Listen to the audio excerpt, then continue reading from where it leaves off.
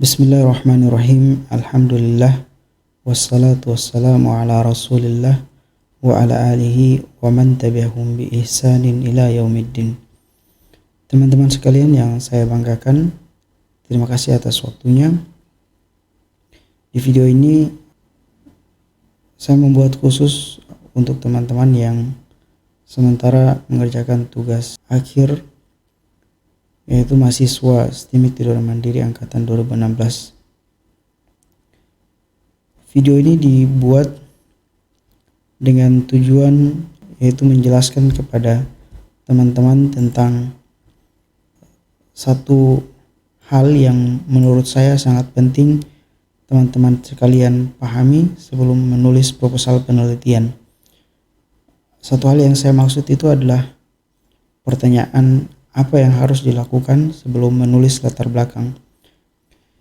Tentunya teman-teman pahami bersama bahwa hal pertama yang harus dilakukan sebelum menyusun tugas akhir atau melakukan penelitian adalah memasukkan proposal penelitian yang dimana terdiri dari latar belakang, kemudian tinjauan pustaka dan metode penelitian.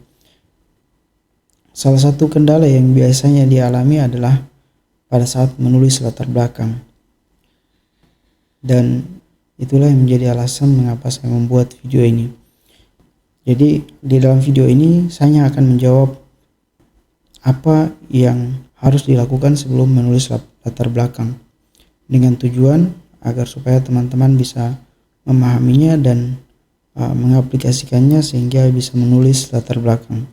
Karena pekerjaan menulis latar belakang adalah pekerjaan bersambung dari apa yang sudah dilakukan sebelumnya, di mana yaitu pertama adalah mencari masalah penelitian, kemudian merumuskan judul penelitian. Jadi kita tidak akan bisa menulis latar belakang jika kita belum menemukan atau mendapatkan masalah yang ingin kita teliti dan judul yang nanti akan kita usulkan. Nah, jadi di dalam video ini saya akan membahas tentang dua hal tersebut, yaitu mencari masalah penelitian, kemudian bagaimana merumuskan judul penelitian. Pertama, mencari masalah penelitian. Kebanyakan dari teman-teman mungkin sudah memahami apa maksud dari masalah penelitian, tapi mungkin sebagian belum jelas. Maka di sini saya akan menjelaskan terlebih dahulu tentang apa itu masalah penelitian, apa yang dimaksud dengan masalah penelitian.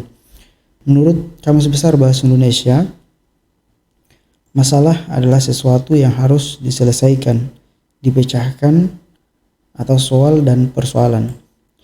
Di dalam Wikipedia dijelaskan bahwa masalah didefinisikan sebagai suatu pernyataan tentang keadaan yang belum sesuai dengan yang diharapkan. Dari dua definisi ini bisa saya simpulkan bahwa yang dimaksud dengan masalah penelitian adalah satu keadaan yang terjadi di sekitar kita di mana keadaan tersebut belum sesuai dengan yang diharapkan, sehingga harus dipecahkan atau dicarikan solusi melalui penelitian. Kata kuncinya di sini adalah belum sesuai dengan yang diharapkan, kemudian perlu dicarikan solusi. Ini adalah dua kata kunci yang harus diingat pada saat kita mencari masalah penelitian. Nah, kemudian yang kedua, setelah kita memahami apa yang dimaksud dengan masalah penelitian, mungkin ada juga dari teman-teman yang belum paham bagaimana caranya mencari masalah penelitian. Dalam hal ini adalah tempatnya. Untuk mendapatkan masalah penelitian itu bisa dilakukan dengan dua hal. Yang pertama adalah melakukan observasi langsung ke tempat yang bisa dijadikan sebagai tempat penelitian. Tempat di sini tempat yang ada di sekitar kita, baik itu di kantor, kemudian di instansi-instansi tertentu, atau di masyarakat secara umum. Nah, intinya adalah kita mencari masalah yang berhubungan dengan jurusan yang kita anut. Nah, Kemudian yang kedua, selain melakukan observasi langsung ke tempat-tempat yang bisa dijadikan sebagai tempat penelitian, nah mungkin saya tambahkan juga sedikit di sini. Observasi yang dimaksud di sini adalah kita datang ke kantor, kemudian menanyakan tentang sistem yang sedang berjalan di kantor tersebut atau di tempat tersebut dalam hal operasionalnya, sehingga kita mengidentifikasi apakah ada permasalahan di dalam sistem tersebut atau tidak. Kemudian setelah itu baru kita putuskan akan meneliti tentang hal tersebut atau mencari masalah lain. Kemudian yang selanjutnya tentang bagaimana caranya mencari masalah penelitian adalah kita tidak hanya langsung datang ke tempat-tempat yang bisa dijadikan sebagai tempat penelitian, tapi bisa juga dengan cara membaca penelitian-penelitian yang pernah dilakukan sebelumnya oleh senior-senior atau teman-teman yang lain, kemudian mencari kekurangan dari penelitian tersebut. Dari kekurangan tersebut itu yang diangkat sebagai masalah untuk pengembangan penelitian tersebut.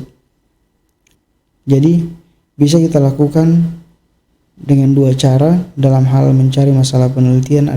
Yang pertama dengan observasi langsung ke tempat-tempat yang bisa dijadikan sebagai tempat penelitian, atau yang kedua membaca penelitian-penelitian yang pernah dilakukan sebelumnya dan mencari kekurangan dari penelitian tersebut. Selanjutnya, setelah kita memahami apa yang dimaksud dengan masalah penelitian, kemudian di mana bisa kita menemukan masalah penelitian, hal ketiga yang menurut saya kadang membuat bingung mahasiswa tingkat akhir adalah kita sudah dapat tempat, tapi kita tidak tahu apakah sistem ini memiliki masalah atau tidak, karena terlalu besarnya sistem atau karena terlalu kompleksnya sistem sehingga menyulitkan kita untuk mengidentifikasi. Dalam hal mengidentifikasi, kita bisa menggunakan salah satu metode yang dikembangkan dikenal dengan nama PieCES Framework untuk melakukan identifikasi masalah. PieCES Framework ini adalah kepanjangan dari performa, informasi, ekonomi, kontrol, efisien, dan pelayanan. Nah, masalah yang nanti akan kalian temukan kemungkinan besar tidak akan lari dari performa, kemudian informasi, ekonomi, kontrol, efisien, dan pelayanan. Nah, mungkin kalian bertanya, apa itu performa, apa itu informasi, apa itu ekonomi, apa itu kontrol, efisien, dan pelayanan. Namun sebelum saya jelaskan tentang hal tersebut, saya ingin tekankan sekali lagi bahwa ketika melakukan observasi ke tempat penelitian atau membaca tugas akhir dari senior, kita fokus pada pertama performanya, fokus pada informasinya, fokus pada ekonominya, fokus pada kontrol, efisien, dan pelayanannya, dengan harapan kita bisa mendapatkan masalah di hal-hal tersebut. Nah, sekarang saya akan jelaskan apa maksudnya performa. Jadi framework PieCES ini biasanya digunakan dalam mengidentifikasi masalah sebuah sistem, dibuat oleh James Weatherby, kemudian berlandaskan pada masalah, kesempatan, dan perintah. Performance, yang dimaksudkan dengan performance adalah performa dari sistem tersebut. Sebuah sistem bisa dikatakan baik jika performanya itu ada baik, dan sebuah sistem tidak bisa dikatakan baik jika masih terdapat masalah di dalam performanya. Performanya di sini bisa dilihat atau bisa diukur dengan dua cara. Yang pertama adalah melihat throughputnya, di mana maksud dari throughput itu adalah banyaknya pekerjaan yang dilakukan dalam satu satuan waktu. Jadi misalnya di dalam satu sistem, dalam satu satuan waktu ini kemudian misalnya bisa dilakukan 5 pekerjaan. Jika hal tersebut masih bisa ditingkatkan, dari 5 menjadi 10 misalnya, maka itu bisa dikatakan sebagai masalah penelitian dalam hal performa. Jadi performanya yang tadinya 5 pekerjaan dalam satu satuan waktu ditingkatkan menjadi 10 pekerjaan dalam satu satuan waktu. Nah, itu yang pertama soal performa. Kemudian yang kedua adalah waktu tanggap atau respon time. Sebenarnya waktu tanggap dan throughput itu berkaitan. Jadi yang dimaksud dengan waktu tanggap di sini adalah rata-rata waktu tunggu atau rata-rata waktu tunggu respon sistem terhadap sebuah transaksi atau permintaan. Kalian pasti pernah mengantri, dan pada saat mengantri itu biasanya kita menunggu orang lain dilayani, kemudian kita menunggu giliran kita untuk dilayani. Misalnya di dalam sistem tersebut memiliki respon time yang terlalu lama, kemudian bisa kita tingkatkan lebih cepat lagi. Misalnya sebagai salah satu contoh, misalnya dalam proses pendaftaran mahasiswa baru misalnya. Nah, dalam proses pendaftaran mahasiswa baru, kemudian pada saat respon time-nya itu lambat, ini bisa kita angkat sebagai masalah untuk dilakukan penelitian, di mana tujuan dari diangkat masalah tersebut adalah agar kita bisa membuat lebih cepat lagi respon time atau waktu tanggap dari pendaftaran mahasiswa baru tersebut. Jadi ada dua hal yang bisa digunakan untuk mengidentifikasi masalah sebuah sistem khusus untuk kategori performa, yaitu dilihat dari banyaknya pekerjaan yang dilakukan dalam satu satuan waktu atau dari waktu tanggap, rata-rata waktu tunggu respon sistem terhadap sebuah transaksi atau permintaan. Yang kedua selain performa adalah informasi. Kita tahu informasi ini adalah data. Dan data itu di dalam sebuah sistem biasanya dia berupa input, output, atau data yang tersimpan di dalam basis data. Nah, setiap sistem pasti memiliki kekurangan di dalam penyimpanan data, atau pada saat penginputan data, atau pada saat output data. Nah, jadi kita tinggal mencari saja masalah yang ada pada sistem yang kita lakukan observasi. Apakah ada masalah di salah satu hal ini? Outputnya ada masalah atau tidak? Inputnya ada masalah atau tidak? Store datanya ada masalah atau tidak? Contohnya di sini adalah kalau di output, yang pertama adalah kurangnya informasi. Kalau misalnya sistem tersebut memiliki kekurangan informasi, maka ini bisa diangkat sebagai sebuah masalah dalam penelitian. Atau misalnya memiliki kekurangan informasi yang dibutuhkan. Jadi ada informasi-informasi yang dibutuhkan ternyata tidak ada pada saat dibutuhkan. Itu juga bisa diangkat sebagai masalah penelitian. Atau kurangnya informasi yang relevan, atau terlalu banyaknya informasi, jadi yang seharusnya itu tidak terlalu banyak agar tidak memakan banyak tempat penyimpanan, ternyata memiliki ini di bagian output ya. Jadi terlalu banyak informasi di sini maksudnya adalah ada informasi-informasi atau data-data yang sebenarnya tidak dibutuhkan, tetapi di dalam sistem tetap di output, maksudnya dikeluarkan, ditampilkan kepada user. Nah, kemudian informasi dalam format yang tidak bisa digunakan, misalnya di dalam sistem tersebut pada saat informasinya itu di output, diekspor atau dikeluarkan, setelah dilihat informasi tersebut masih dalam bentuk atau dalam format yang tidak bisa digunakan, maka ini juga bisa diangkat sebagai masalah. Kemudian informasi yang kurang akurat, informasi yang sulit dikelola, dan informasi yang tidak relevan.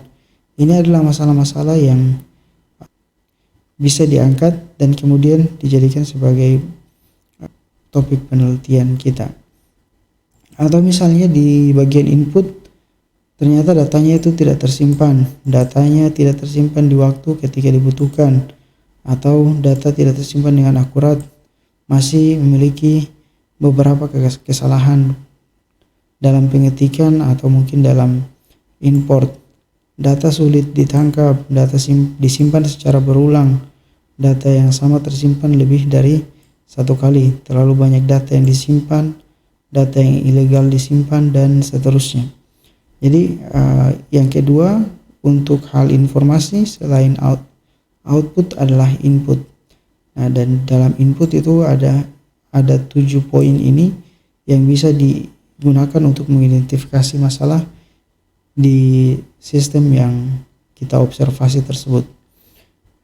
Kemudian yang ketiga, selain input output ada juga store data atau penyimpanan data. Nah, di sini dikatakan data tersimpan secara berulang di lebih dari satu file dan atau basis data. Artinya kalau data tersimpan secara berulang di lebih dari satu file, maka otomatis akan memakan banyak tempat penyimpanan, dan ini bisa diangkat sebagai masalah penelitian. Yang kedua, data yang sama memiliki perbedaan nilai di file yang berbeda. Nah, seharusnya data yang sama itu memiliki nilai yang sama juga. Nah, kalau ada sistem yang memiliki data yang sama tapi memiliki perbedaan nilai, maka otomatis itu adalah sebuah masalah, dan ini bisa diangkat sebagai masalah penelitian.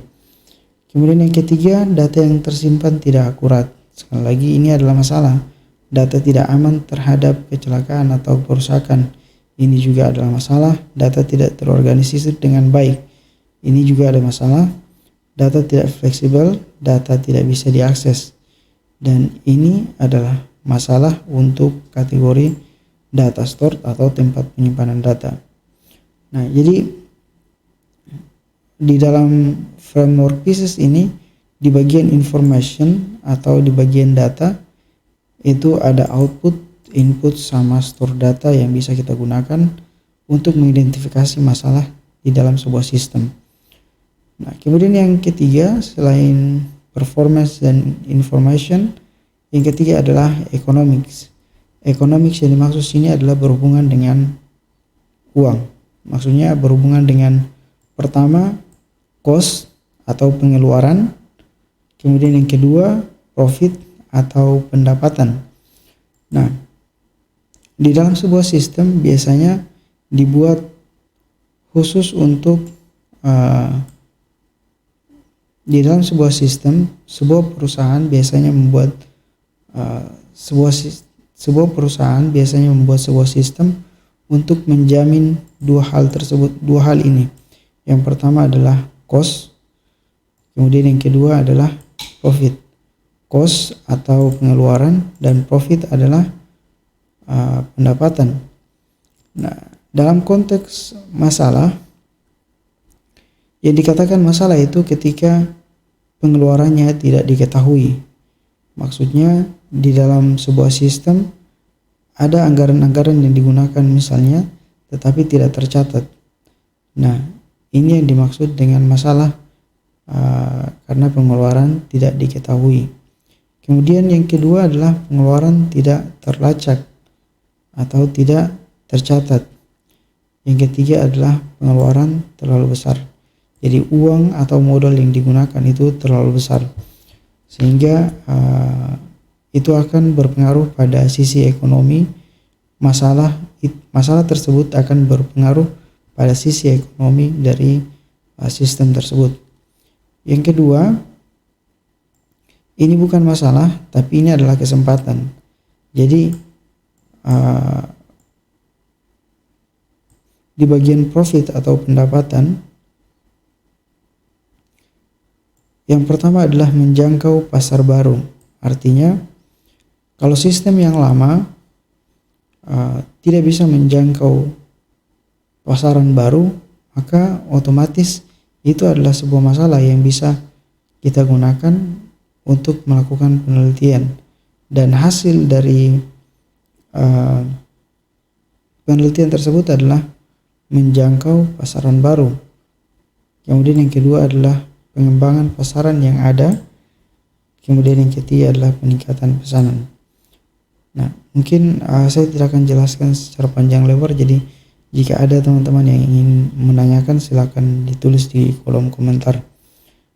Yang selanjutnya selain ekonomi adalah kontrol. Nah, kontrol ini berhubungan dengan security. Untuk di kampus kita masih jarang ada yang buat tentang kontrol atau security ini, jadi saya akan lewatkan saja. Yang selanjutnya adalah berhubungan dengan efisiensi. Nah, kita harus melihat di dalam sistem tersebut bagaimana efisiensinya. Efisiensi di sini berhubungan dengan pertama adalah orang, kedua adalah mesin, kemudian yang ketiga adalah komputer. Yang pertama, efisiensi berhubungan dengan orang, mesin, dan komputer dalam hal waktu. Apakah sistem tersebut sudah efisien dalam hal waktu berhubungan dengan orang, mesin, dan komputer? Misalnya, penginputan data secara berulang, ini adalah masalah yang berhubungan dengan efisiensi. Karena penginputan data secara berulang, maka otomatis akan memakan waktu yang banyak. Kemudian yang kedua, selain penginputan data secara berulang adalah pengolahan data yang dilakukan secara berulang. Jadi ini berhubungan dengan aplikasinya atau sistemnya. Ketika sistemnya itu beroperasi, ternyata ada proses-proses yang dikerjakan secara berulang, yang seharusnya bisa tidak dikerjakan secara berulang, tapi dikerjakan secara berulang. Nah, ini berarti berhubungan dengan efisiensi sistem, berhubungan dengan waktu. Kemudian berhubungan dengan materials. Yang dimaksudkan dan berhubungan dengan materials di sini misalnya penggunaan kertas yang banyak, yang seharusnya itu bisa diminimalisir anggarannya, tidak sebesar yang biasanya dikeluarkan. Atau misalnya penggunaan materi-materi yang lain yang sebenarnya adalah pemborosan. Kemudian yang C dan D, ini saya kurang paham apa maksudnya, jadi saya akan dilawatkan yang ke terakhir, yaitu pelayanan.